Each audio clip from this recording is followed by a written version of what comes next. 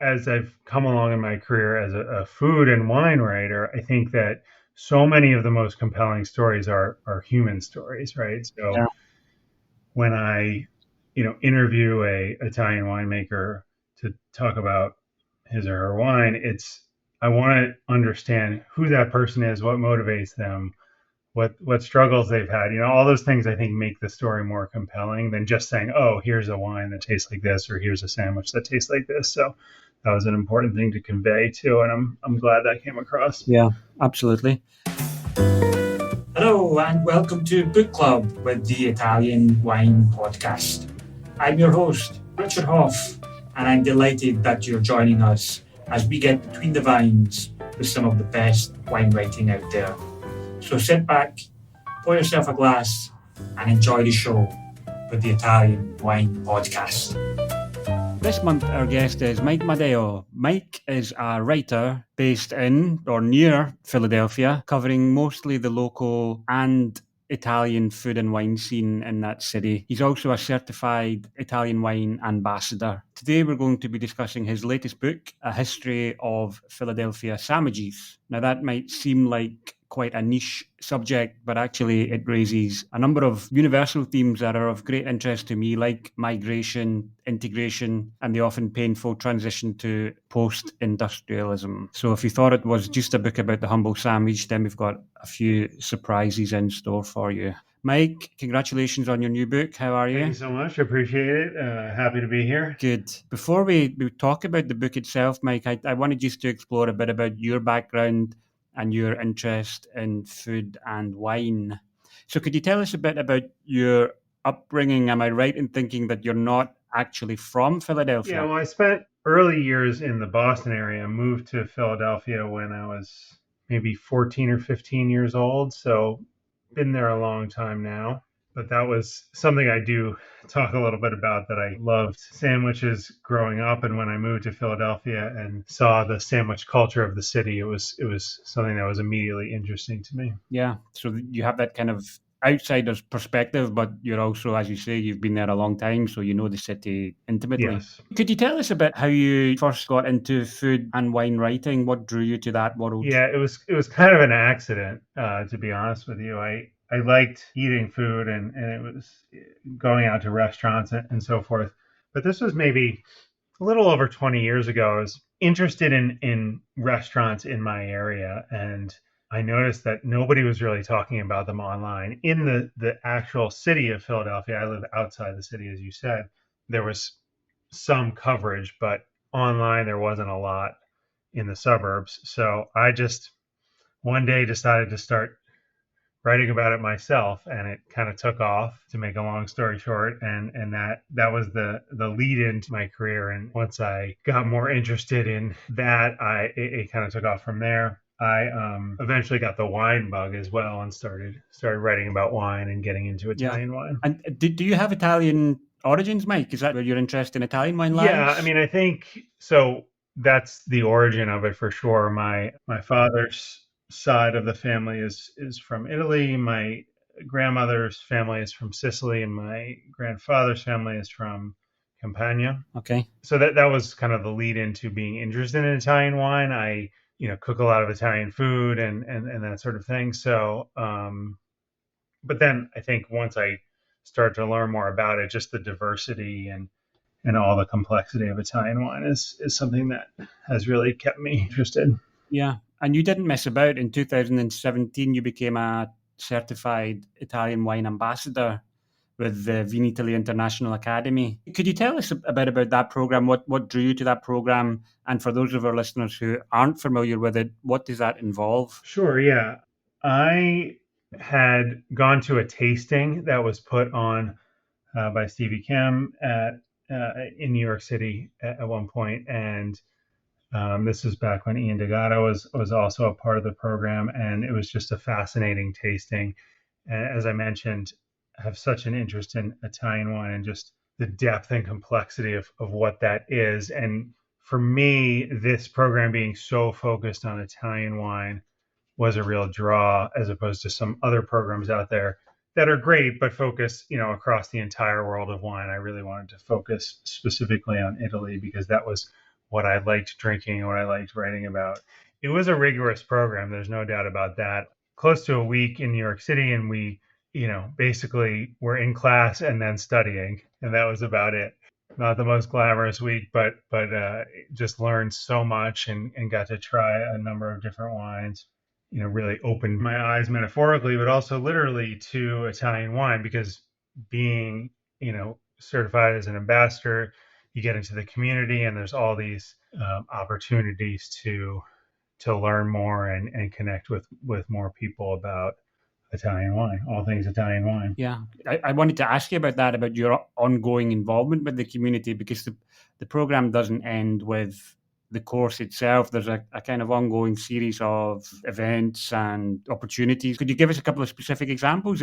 Anything that you've been involved with? Sure. Yeah. I mean, it's interesting because, unfortunately, well, so before COVID, it was amazing. I got to go on a number of trips over to Italy and some tastings, some industry tastings and things that I wouldn't have had access to earlier. In particular, there was one in Marquet where we did a deep dive on Verdicchio, which was a great program. Then COVID came and that kind of limited it a little bit more. And then I dove into this project. So, and we'll get to the history of Philadelphia sandwiches project, but part of the reason I took it on when I did was I was sort of home in COVID. I didn't really want to travel for a few years there, and so I was focused a little closer to home. But now that this book is out, I'm looking to get back to a little bit more focus on Italian wine and hopefully get back into the program a little bit more. Yeah, great. Okay, let's switch back then to Philadelphia itself. And I mean, speaking personally, my knowledge of Philadelphia is probably limited to those famous steps that Rocky runs up. Some vague notions about it being the birthplace of American democracy. But beyond that, I mean, I don't know a great deal about the city, I have to confess. So can you give us a quick, skinny introduction to the city and perhaps in particular its Italian community? Sure, yeah. I mean, it is a large American city. It's maybe the fifth largest. I'm not sure, sometimes changes slightly, but so it is a relatively large city on the East Coast, a little ways south of New York City. So that shares, a fair amount of similar characteristics, although obviously not as big as New York. Some people sometimes joke that it's the sixth borough of New York because it is relatively close via train. And then, from an Italian perspective, the big influx of Italian immigrants that came in the late 1800s and early 1900s hit Philadelphia, just like everywhere else. But, the Northeast being an important destination for those folks. There was a very small Italian community before that, but that's really when the Italian community took shape there. It was mostly Southern Italians. There's a big group from Abruzzo, or what would have been Abruzzi then, so Abruzzo Molise, and then also Campania and Sicily. But those people came over and settled in South Philadelphia, and there's this area in South Philadelphia that's considered the Italian section of town.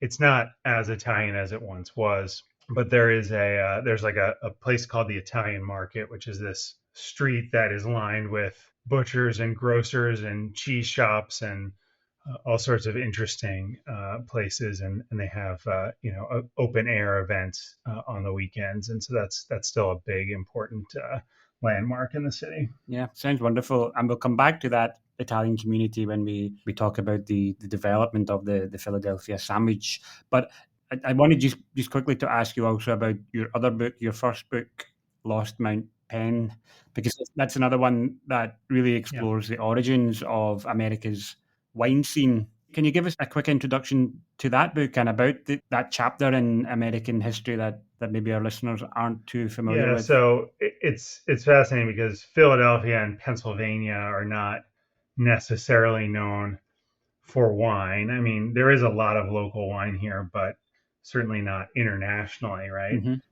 Actually, the wine scene the American wine industry can trace its origins to Philadelphia. So William Penn, who Pennsylvania is actually named after William Penn's father, but William Penn, when he came over what would become the United States in the late 1600s and settled here, he brought a bunch of grape cuttings from Bordeaux and planted them along the river here in Philadelphia. And, for a variety of reasons, climate and pests and diseases and all sorts of things, the European grapes didn't survive well here at that time. Mm.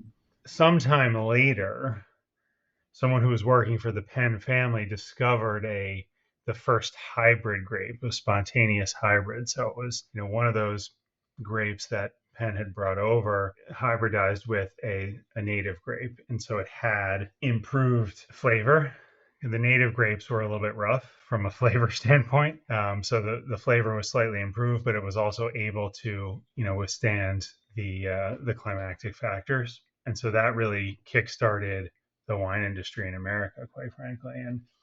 And so I explored that a bit. And then the book also goes into this area called Reading, Pennsylvania, which is about an hour outside of Philadelphia, that became a extremely important town for railroads in the 1800s. And they had this really fascinating wine scene that isn't around anymore, unfortunately. So we go into that a bit as well. Sounds really interesting. That's Lost Mount Penn, released in 2019.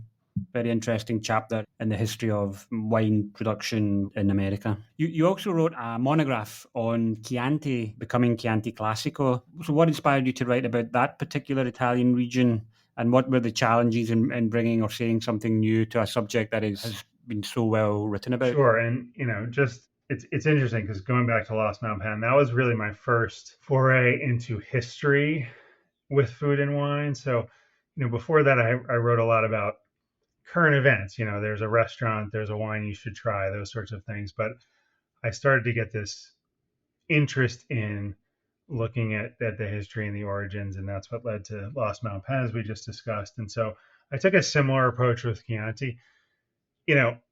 Obviously, all of us in the Italian wine community know that Chianti and Chianti Classico are two separate DOCGs, two separate regions that don't overlap. I was thinking about it one day or reading about it, and I realized that I understand that they're separate today, but I didn't really understand why they're separate. And I wanted to understand that. And I started to dig into the history a bit, and I realized it's a long, complicated journey, and it wasn't really well documented anywhere. There's a great book, it might just be called Chianti Classico, and then it has a subheader by a guy named Bill Nesto and Francis Di Savino, I think, is a great history of the region. But that's a long, probably 500-page book, whereas this is a monograph. It's maybe 50 pages. It just really focuses on what kind of led from the early days of making wine in Chianti to this point today, where we have these two separate regions that are almost rivals in a way. So that was a pretty fascinating one for me. Yeah, good. And sometimes that's the best way to understand something yourself. If you're going to go to the trouble of studying and reading about and researching an area, then why not put something down on Why paper? not share it? Yeah, it can be. I mean, it's it can be a little easier sometimes to just read it and go, oh, that's cool. But the writer in me comes out sometimes, and I have to share all the information I found. Yeah, absolutely. Why not? Okay, let's take a reading at this point, Mike, before we come back to the meaty subject of Philadelphia sandwiches. So I think this is a good introduction to some of the sandwiches that I've loved and what kind of inspired me to be interested. Okay. Some of the sandwiches I've loved. I love that line. I'll never forget my first visit to John's Roast Pork, for example. I took the day off for my birthday. This was back when the shop's hours were painfully minimal for those outside the immediate neighborhood. So we made the day of it, sitting outside on a beautiful afternoon. The rich pork, the bright herbs, the savory greens, the sharp cheese, the crusty bread. It was a symphony. I've been back since, but I still think about how everything came together so perfectly on that first experience. Or the time I popped into Paisano's at the height of its original run and ordered the namesake brisket sandwich, but had nowhere to eat it. I drove nearly an hour, worried the entire time that the food, particularly the fried egg, would spoil, my mind in agony. When I finally did tuck in, however, I was shocked to be confronted with not only an egg that was still delightfully runny, but also a revelation of balance and flavor, the beef offsetting the roasted tomato, the egg smothering the fiery horseradish. I still think about that day, too. or my first visit to the Reading Terminal Market before I even knew about the majesty of Denick's. When I lined up at what was then called Rocco's, everyone else was ordering cheesesteaks, but a little sign taped to the cash register suggested I instead try the chicken a la Rocco, a fried cutlet slathered in secret recipe Dijon mustard sauce. Long hots? Asked the sandwich man after I decided to go for it. At the time, I had no idea what he meant, but I said, sure, why not? What I got was sweet, smoky, spicy, crispy, messy. What a sandwich. I still think about that day too. Oh my God, I'm so glad I've already had my lunch because otherwise I think I would just be drooling at the moment. It was the same actually when I was reading your book last week. I took a deep dive into it, and I mean, my mouth was just, I was reading it before lunchtime, and it was, my stomach was rumbling and I was practically drooling. That's the best praise I can get, so I appreciate that. In fact, what I did later that week, I made some Philadelphia style sandwiches for my kids at home. So that's how inspired I was after reading it. Oh, that's very cool. Yeah, we made our own cheesesteak sandwiches. They were great. How did they turn They out? turned out okay. I mean, I can't say they were perfect. I couldn't get the bread I was looking for. It was a bit of a rush, and I just went into a supermarket to pick up the ingredients, and the rolls weren't perfect. I managed to get just little small rolls, but they were great for the kids because the kids just loved them. They were kind of bite-sized ones rather than a big foot-long thing that you would probably expect to see in Philadelphia. But for the kids, it was really good, and yeah, no, they went down really well, and the combination of ingredients was just yeah delicious and something quite different to what we would normally have for lunch over here. We'll come on to that subject about Italy's sandwich eating culture. But for the moment, what I want to ask you is history books about history normally address big important subjects like war or civilization or the collapse of democracy or dramatic political moments. But you've decided to write about sandwiches. So what is it about the story of Philadelphia sandwiches that makes it such an interesting story from a cultural and or historical perspective? Yeah, I mean it's interesting you bring that up. I mean, I think there is obviously a lot of interesting history and a lot of different domains, if you would, from Philadelphia or from anywhere. But as someone who loves food and has sort of used food and wine to connect to the world, I feel like there is so much there because that is what people, that's what people do every day, right? And so, when I travel and one of the reasons I love traveling to Italy is because you can really experience it through the food, and that's how you get to know the place and what the place is like and what it has to offer. And so, I think that there's a lot to learn there. As you kind of alluded to, there is some bigger cultural things there about how, and especially in the United States, how these cities kind of initially developed, became industrial, and you had this influx of immigrants and how they kind of incorporated themselves into the culture. And there's a lot of things there. I'm not That's not my area of expertise. I'm a food and wine guy, so I tried my best to incorporate those things as best I could. But still also just through the lens of this is a story about really yummy food. That's interesting that you see it very much as a food book because I mean I was really struck reading it, I have to say, about these compelling stories of local history, these really colourful characters, the story of migration and how different cultures come together almost, the development of communities and customs and traditions, and then I suppose the kind of the rise of industrialization in the city and then the fall and how that shapes the way people eat and what they eat. So I thought it was really really fascinating from that point of view. And then you throw in almost as an extra these amazing recipes for some really really tasty sandwiches. And yeah, I really enjoyed reading it. And some great photos as well. Some really good classic, compelling era in American history of neon lights Yeah, and advertising and brash statements about the best sandwich or the oldest sandwich. I found it really, really appreciate captivating. that.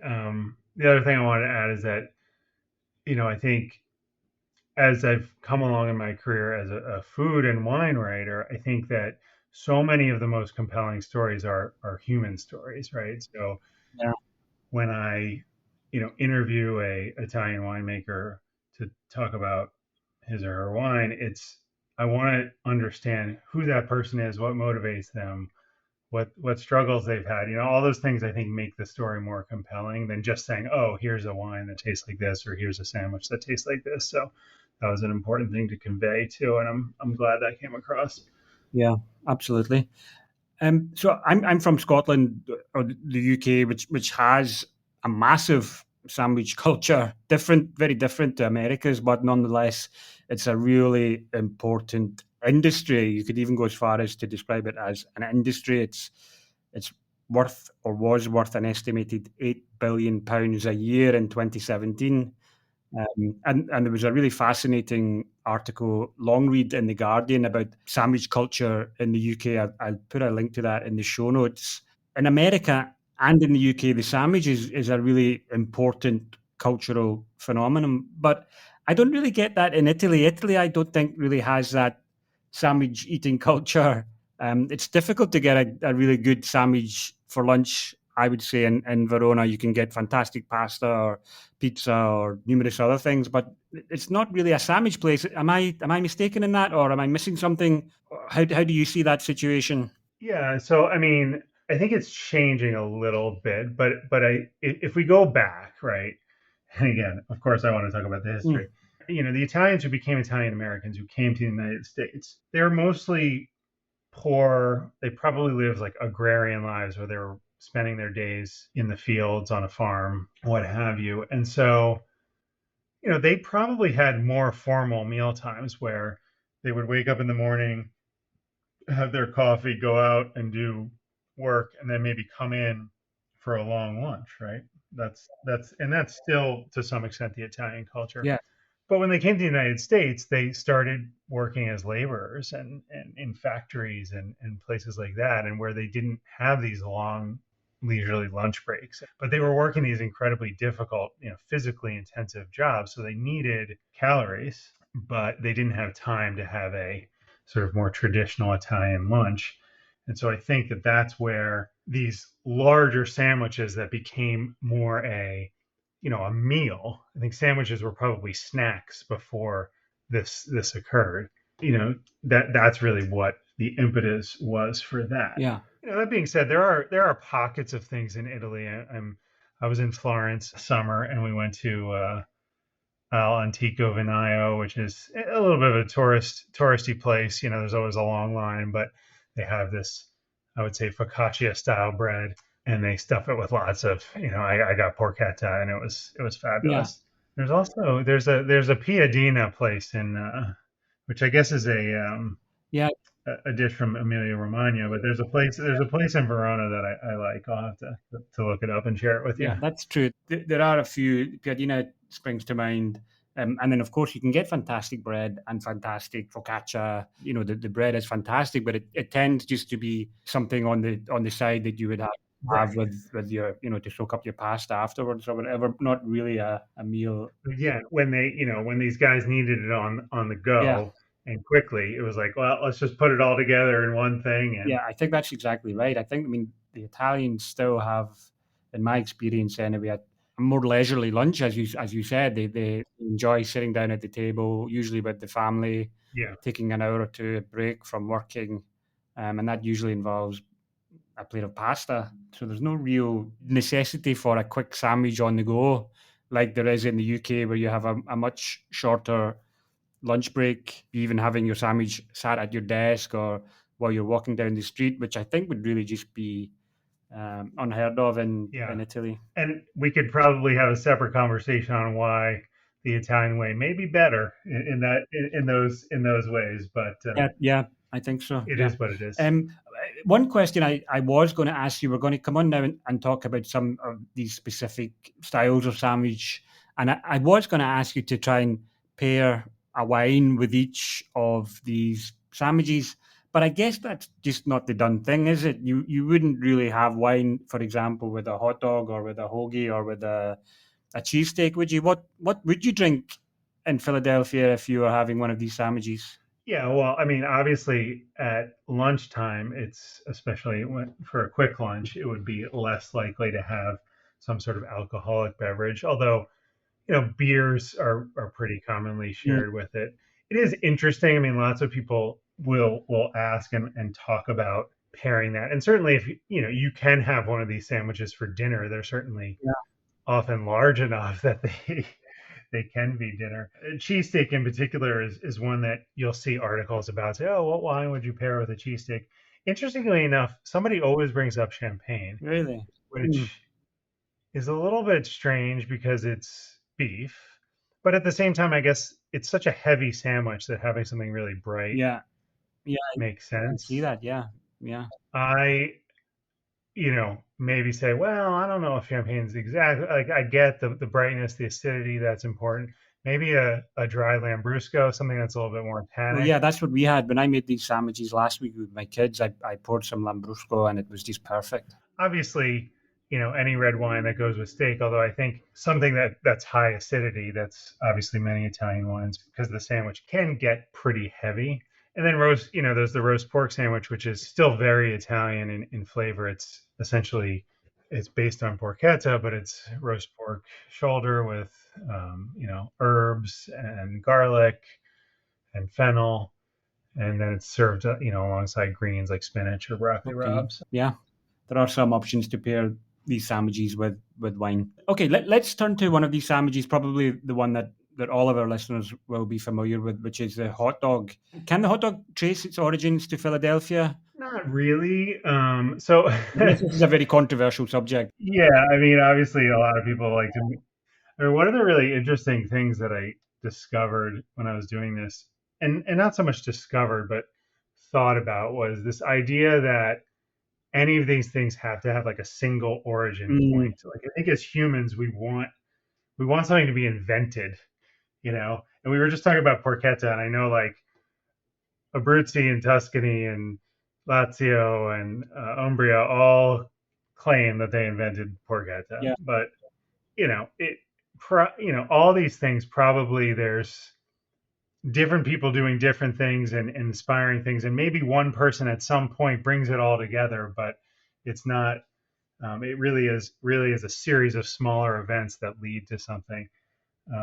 So I mean, a hot dog is essentially a German Frankfurter sausage that's on a bun, but it became known as a hot dog in the United States. I actually did trace back. I found the first existence of hot dog in writing, right.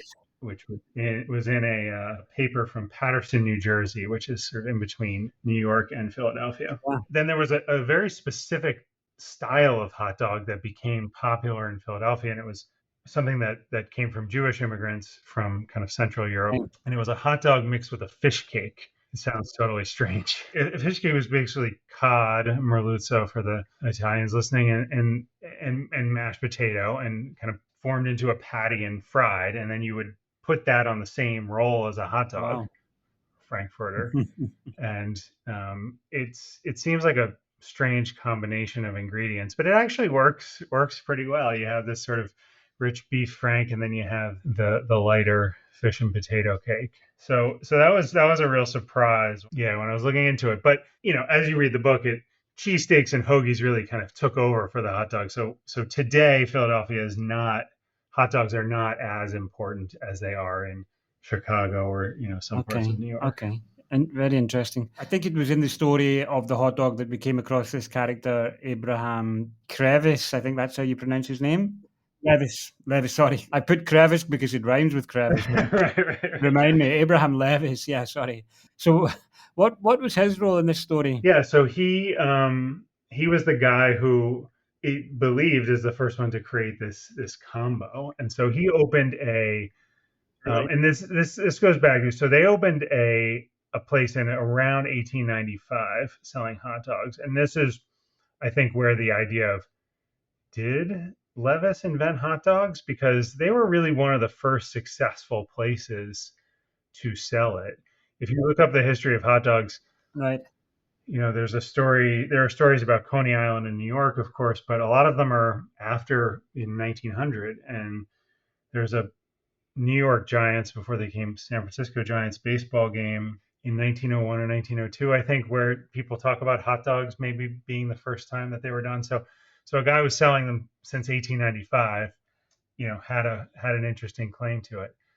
And then, the other thing I'll say about Levis is he was just a real character. And again, going back to the human stories, when you read about these people and you hear what people remember about these folks, and they're larger than life characters, it really enhances the story. And this guy got into an argument with the electric company over his electric use, and so he just bought a bunch of generators and put them in the basement so he didn't have to buy electricity from the electric company anymore. Just as a sort of random story about him that just shows that he was quite a character. And quite often, I picked up from the book in these stories, the sandwiches or the particular ingredients just kind of happen almost by accident, in the sense that a guy with a trolley, or maybe in this case in the kitchen, he just put a couple of things together that he happened to have at hand, and then a policeman or whatever, or a regular customer would go, "Hey, what's that you've got? I wouldn't mind trying that," and the whole thing just takes off in this completely accidental way almost. Yeah, for You sure. just stumble across these unlikely but winning I think a lot combinations. of it too, the depression played a role where you had, people were really scrounging to make do with whatever they could find at that time, and so that led to some interesting combinations and new discoveries for sure. Okay, let's move on to the even more controversial topic of the hoagie. And I think that's one where it seems that everything about this sandwich is disputed, from its origins, creator, the name, even the ingredients. So what can we agree on? What's in this sandwich? What are the key ingredients of a Well, and hoagie? so to start, hoagie is essentially the word for a submarine sandwich for Okay. Philadelphia, right? So there's lots of different names for the submarine all over the country, but I think with the success of Subway, the fast food franchise, and just some other things, submarine is the most understood name for it. But in Philadelphia, it's a hoagie; it's not a submarine. Okay. And if you look at that sandwich again, it goes back to the industrialization, and it really was. Although you can get all sorts of different hoagies, the original was the Italian, what they call the Italian, which was a mixture of Italian meats and cheeses and vegetables. But if you look, New York, they have similar ones. There's the muffaletta in New Orleans, which is similar ingredients.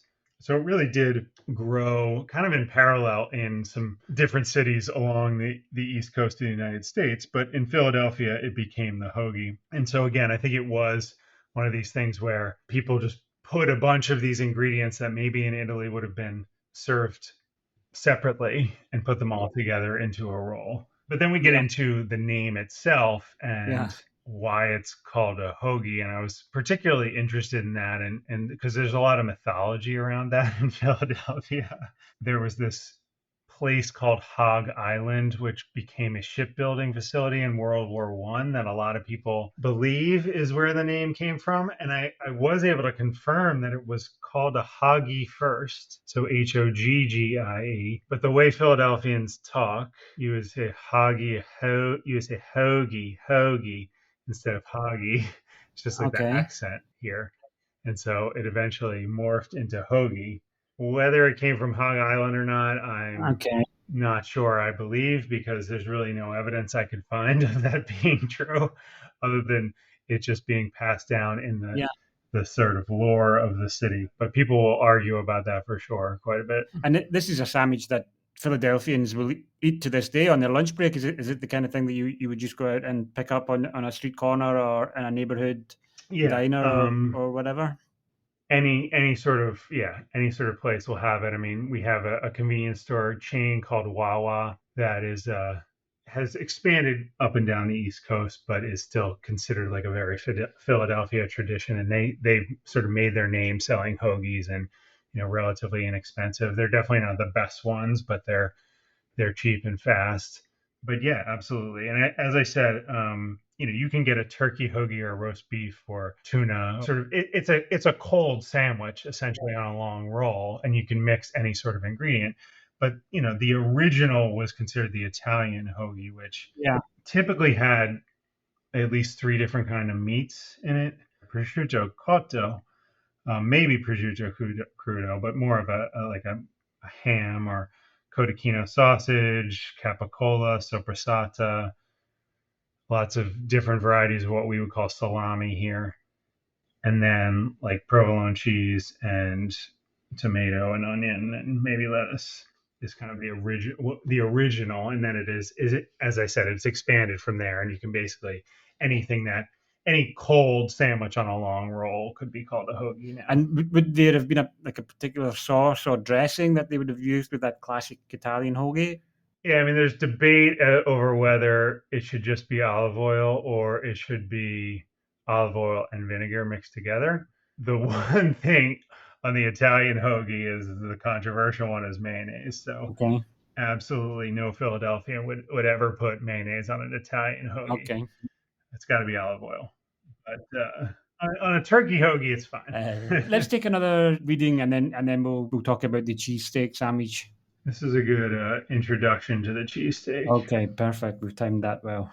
Well, the hoagie may be the city's official sandwich, and I didn't mention that, but at one point, City Hall declared it the official sandwich. Worldwide, the sandwich most associated with Philadelphia is the cheesesteak. Whether one considers it the pinnacle of sandwich features in this book, I personally do not. The steak holds a special connection to the populace that no other foodstuff can duplicate. Though the idea that one must scarf down a cheesesteak to experience Philadelphia is cliche by this point, it nonetheless remains undeniably true. It's one of these foods that cut across all classes and generations. Craig Laban, who's the food critic for the local paper, once said, "There's something that will be forever local about it that gets to the heart of its greatness because it's a sandwich that speaks to this place, and regional foods are so rare now in America." It's the same as team spirit when you talk to people about their favorite cheesesteaks, added Holly Moore, another food guy in the city. It's like being a Phillies fan or graduating from Cardinal whatever high school. It's very much a part of being a Philadelphian. Maybe this connection is created by simplicity. Philly is a gritty town that wears its heart on its sleeve and thus appreciates a sandwich that does the same. There's no secret here. It's just steak, onions, and cheese on bread, with barely any seasoning on most versions. And yet there's a magic created by this combination that literally courses through the city's blood.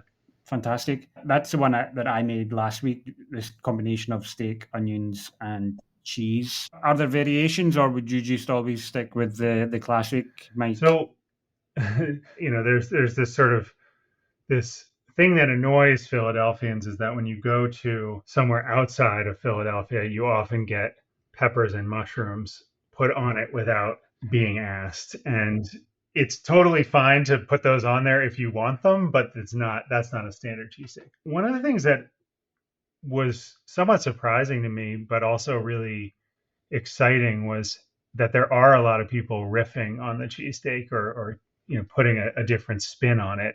I found an Ethiopian cheesesteak with bear seasoning, and I found a curry cheesesteak, and there's a Cajun cheesesteak with like andouille sausage and all sorts of interesting ingredients. So there are people taking it and remixing it a bit, which I think is great, because although it's important to have the traditions and do it a certain way, it's also, I think, important to have people coming in with creative and interesting spins on things as well. Yeah, absolutely. As I mentioned, what your book does really well is tell the story of these pioneers, if we can call them that, entrepreneurs who built these businesses up from literally nothing, often starting with just a simple trolley on a street corner, and created these sandwich empires or emporiums or something. I mean, if that's not overstating it. But for me, it's also a rise and fall story, because there was, I think, from what I took from the book, there was a golden age, if you like, or at least there certainly seems to have been a golden age. But then quite often what happened, and perhaps with the deindustrialization of the city, or as the business was put into the hands of a second or even a third generation, things began to fall apart, perhaps. Maybe that's too strong, but things got difficult, more challenging. By the third generation, perhaps the kids were moving into more respectable, if you like, professions moving into the law or academia. So, what challenges did these historical Philadelphia sandwich makers face, and how, if at all, have they overcome them? Yeah, so just picking up on what you were just talking about kind of the succession and the families, I think, these guys who started these things were not doing it because that's what they wanted to do necessarily. It was because they were immigrants. They didn't have a lot of money. They didn't have a lot of options. Italians in particular were discriminated against quite heavily during that period in the late 18 and early 1900s, and so they had very limited options. And they scrambled together and they built these things, but their goal was to build better lives for their families and their children. And so, as you said, sometimes when the parents were ready to retire, the kids were off doing something else and didn't want to necessarily, keep it going. It's interesting though, because in a separate section, it's almost contradictory, but I think maybe goes along with it, is that a lot of these places, a lot of places started out as grocers, selling. You had your corner grocery store, which was the place that you went every day. I mean, you still see this in some of these small Italian towns where you have a butcher and a baker and stuff. And, this was before supermarkets existed.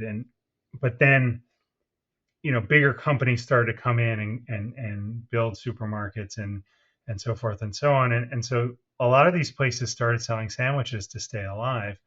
And so as the city evolved, they turned into sandwich places. So as you have, on one hand, we're looking at it, it's hard to keep that going. On the flip side, you have sometimes sandwiches sustained people.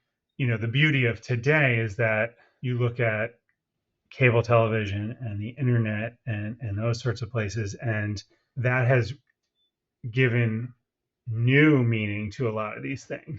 Outside of Philadelphia, I mean, people didn't know what cheesesteaks were before, the Food Network came along in the United States, or the internet came along and people started talking about them all this much.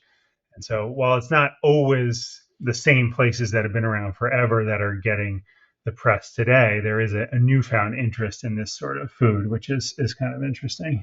Okay, yeah, that is interesting. So is it still possible to go to a really kind of traditional sandwich place in Philadelphia and pick up a really authentic traditional sandwich like in the old days, or has it all become a bit more of a franchised, commercialized? No, I would say it's still possible. I mean, yes, there is that. And there are subways around this area, even though, you know, someone who's a true Philadelphia sandwich lover wouldn't want to be caught eating there. But yes, there are definitely still some of these old school places around. The fact that people still care about that kind of stuff is one of the reasons why sandwiches are still so important in Philadelphia. It's, because if the people didn't care, then they would just go to Subway and those places would go away. But they still frequent, these smaller places and enable them to stay popular, which is great. Yeah, it's probably very comparable to fish and chip shops in Scotland or England, which I think have been on a very similar kind of journey in terms of prosperity and then experiencing competition and the emergence of healthy eating lifestyle and rising costs and prices associated with the ingredients and stuff like that. Yeah. But people still love to go and get an authentic fish and chips from an authentic fish and chip shop. Yeah, no, I mean, I tried that, but I don't know a lot about it, but it does sound like it would be similar. Yeah. To turn the conversation towards Italian food and wine, you spoke at the beginning about your role as a Italian wine ambassador. So I just want to probe you a little more on that area. Are there foods or wines or wine regions or styles of wine that are particularly of Italian wine that are particularly exciting you at the moment? I mean, as I alluded to before, what I love about Italian wine is that there's always something new to discover. I get so excited about, new grapes that I've never tried, or new styles, new regions. And in Italy, it feels like there's always something new to discover. Whereas, that's not necessarily the case with France or even the United States in the wine scene. And so that's what excites me about Italian wine. And it's funny because we were talking about pairing with a cheesesteak or whatever, and I just think we talked about Lambrusco, but there's so many different wines up and down Italy that would surely work with some of these sandwiches. Often there's a local angle. So again, if you're doing the porchetta, I think Abruzzese and maybe Montepulciano or something, but there's so many that could potentially work. And I love just exploring and continuing to explore all the different regions and styles that are out there. Okay. Let's take a final reading, Mike, and we can finish up with the last couple of questions about your writing and reading habits. Sure.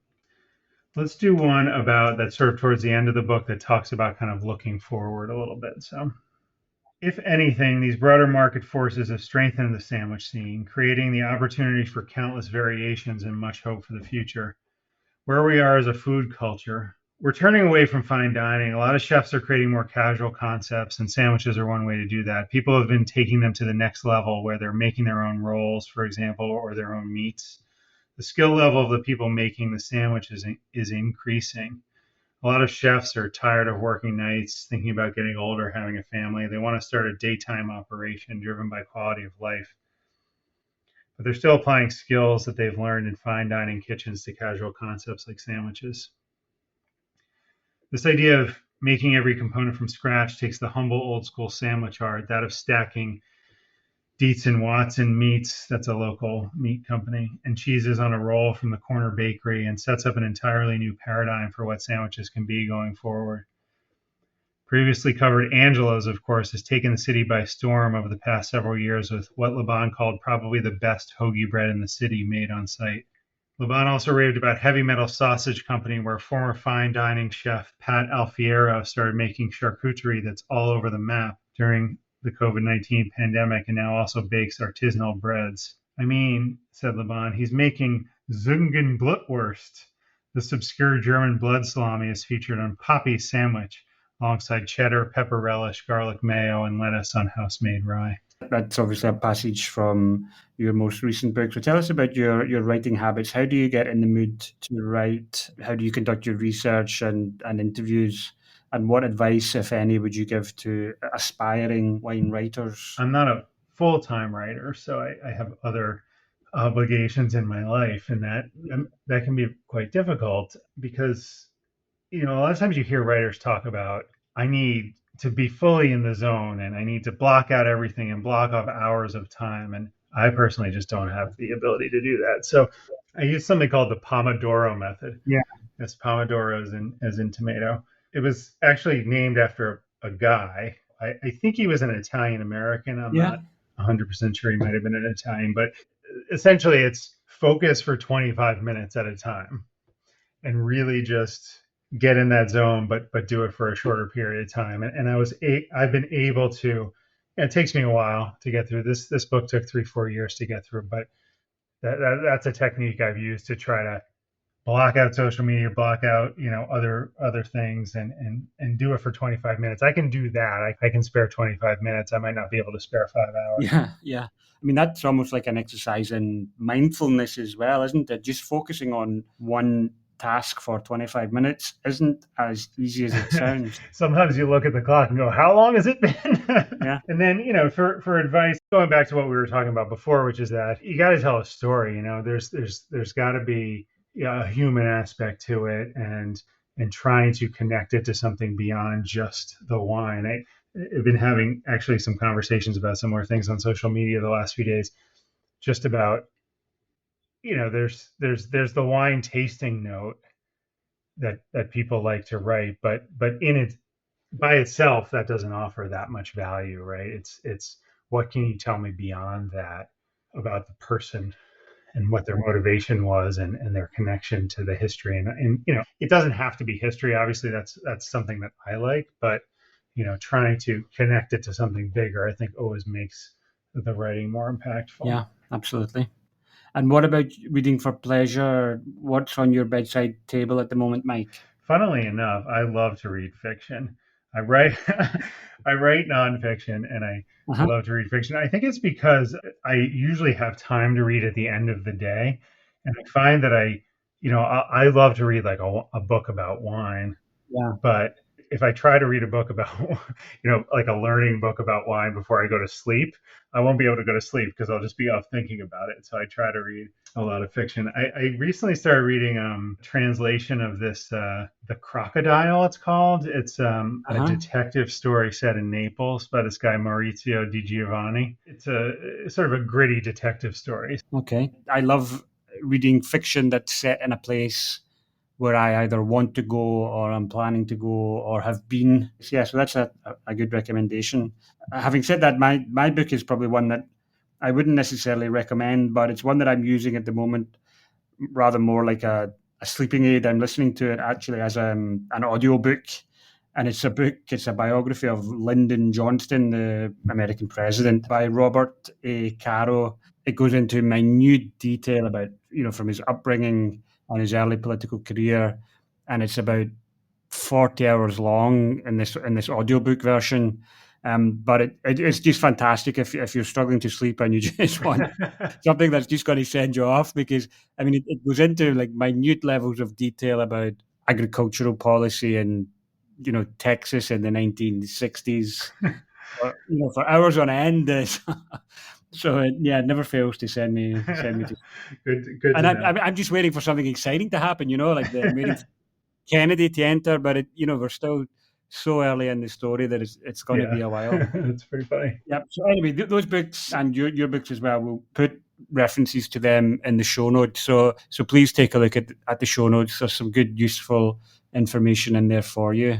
What's next then for you, Mike? What can we expect from you? Have you got another project in the pipeline or another book in the offing? I hope so. I'm really hoping to get back into Italian wine a bit more. During the early days of the pandemic is when I started working on this Philadelphia book, and I kind of made the decision. I had a couple ideas, and I thought, well, this is close to home, and I really don't want to travel extensively internationally right now. So I kind of dove into something that was felt a little safer at that time. Obviously, it was a lot of work, so it took me a little bit away from Italian wine. So I'm looking forward to getting back into that. And I think later this year, hopefully, I'll have some deeper dives into some Italian wine grapes or histories, similar to the monograph that I did on Chianti that you mentioned. I also wrote something about Friulano in the past. So more along the lines of that. Again, with I think this idea of looking at the history and connecting it to the present is something that I think is really interesting and useful. Yeah, absolutely. After my book published, this guy from he's a Philadelphia guy, but he opened the first cheesesteak restaurant in Italy. He contacted me. He was looking for investors, which I said, unless my book sells really well, I don't know if I can help you. But I thought it was interesting that he's got a place in Puglia, and he's looking to expand his cheesesteak empire in Italy, which is pretty interesting. Wow. Yeah, that is good. I was going to ask, what kind of response did you get to your book? How has it gone down in Philadelphia? Is there wider interest from elsewhere in the country and Yeah, I internationally? mean, I would say at this point it's mostly been locals or people who have like some connection to Philadelphia. I do try to write these things so that even if you're not from this area, that you'll get something still out of it. Because I think, as you said, there are these broader themes that still apply. The fact that these dishes are maybe originated in Philadelphia, but are still available in other places as well. So that's my hope for sure. We're still in sort of getting the word out there phase of the book. It's only been out a few months, and so trying to get more people to know about it and take interest in it. Okay. Where can we follow you, Mike, and where can we get a copy of the book? So I'm at lifeattable.com. The book, it is available through my website Yeah. internationally. That may be more of a challenge, but it's on Amazon. The ebook is out now as well. So anywhere that sells books should have it. Okay, great. As I said, highly, highly recommended. If you want to get into Philadelphia style sandwiches, the book's got all the recipes, but more than that, it's got this really rich cast of characters and this really compelling local history. So yeah, highly, highly And I'd recommended. love to hear what people think are wine pairings. if people do take a look at it, Yeah. or even if they don't, what would you pair with some of these sandwiches? Because Yeah. there's obviously lots of different options, but it's always interesting to debate and perhaps argue about what would go best. Yeah, absolutely. Champagne or Lambrusco definitely gets my vote, but I'm sure there's plenty of other options available. Mike, thank you so much for being my guest on Book Club, and congratulations once again on a really mouth-watering book. If you're an Italian wine ambassador like Mike, and you've got a book coming out, or you've published a book and you want to speak about it on the Italian Wine Podcast, then drop us a line and we'll get you lined up for a future show. So thanks once again for your company today. Until next time, ciao. Thanks for joining us on Book Club with the Italian Wine Podcast. Tune in again next month when we'll get between the vines with another great wine book. Remember, our show notes, including full details of all the books we've discussed today, are available at italianwinepodcast.com or wherever you get them.